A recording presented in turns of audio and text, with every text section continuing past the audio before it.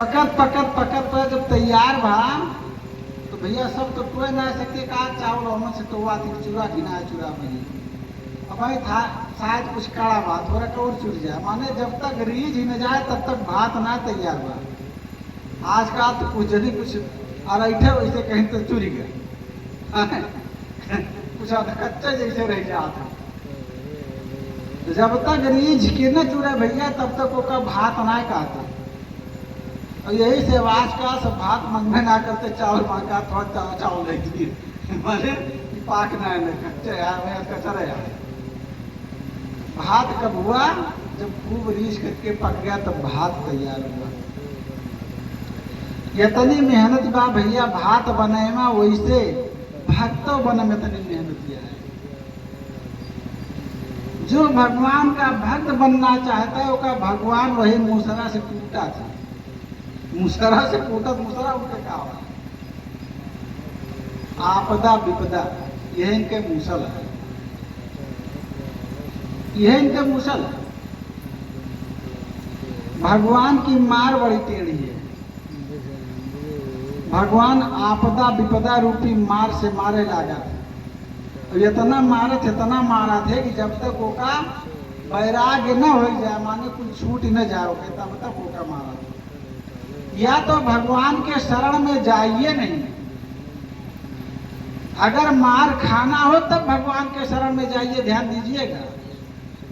भगवान सबसे पहले अपने भक्त का धोआ था जैसे धोबियो यहाँ लेके साबुन रगड़िए पुरुष रगड़िए फटोस पिटिए उठाए पटिए तब तक कपड़ा दिकारा थे जब तक साफ न हो जाए भले कपड़ा फाट जाए उसे मतलब ना है। जब कपड़ा बिल्कुल बढ़िया स्वच्छ हो जाए साफ हो जाए तभी पहरे लायक भाव विचार कीजिए। ऐसे जैसे धोबी कपड़े को धोता है ऐसे भगवान अपने भक्त को धोते। भगवान राम ने क्या कहा जानते हैं निर्मल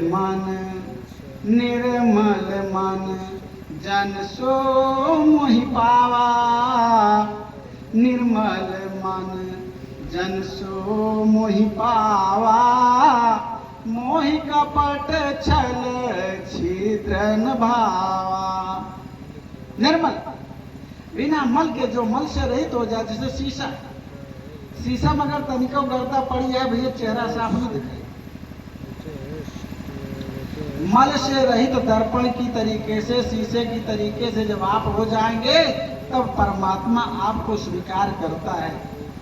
इसमें भी कथा है आगे कथा फिर समय मिलेगा बता देंगे ना है तो फिर कथो न पाए जो सोचे इतना दिन होता है ना।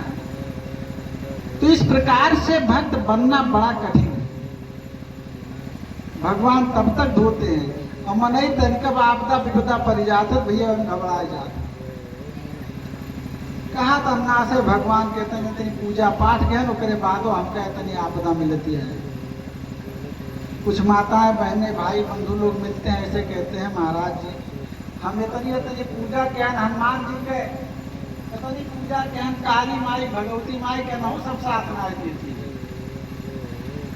कहाँ गैया बीमारी है कहाँ भैंसिया बीमारी है कहाँ लड़का बीमार है कहीं बीवी बच्चे बीमार हैं है ना। अब इसमें तो बड़ी समस्या है कि हम पूजा पाठ करें कि ना करें महाराज जी को समझ में नहीं आता है। ये भगवान की मार है ये भगवान की मार है परमात्मा की मार है। वो मार मार करके सब छुड़ाता है।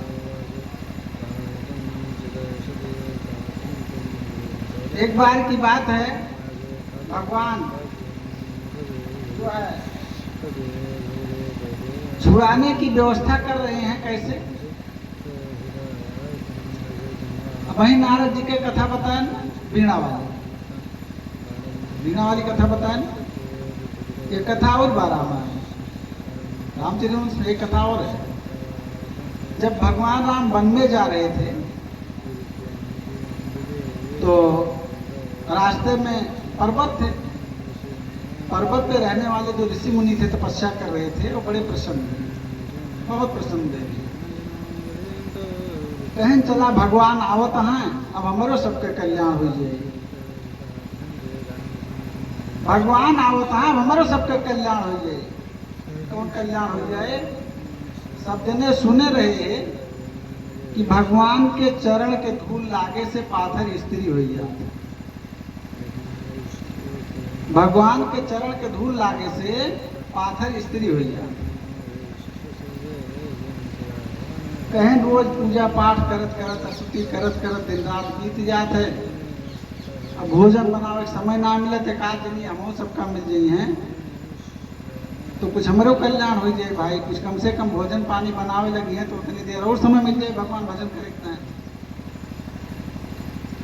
अब यह सोच के का भा विंध्य के बासी उदासी तपोव्रत, विंध्य के बासी उदासी तपोव्रत धारी महाबीनु नारी दुखारे। विंध्य के बासी उदासी तपोव्रत धारी महाबीनु नारी दुखारे। गौतम तीय तरी तुलसी, गौतम तीय तरी तुलसी सो कथा सुनी भय मुनि वृंद सुखारे। हुई है शिला सब चंद्रमुखी, हुई है शिला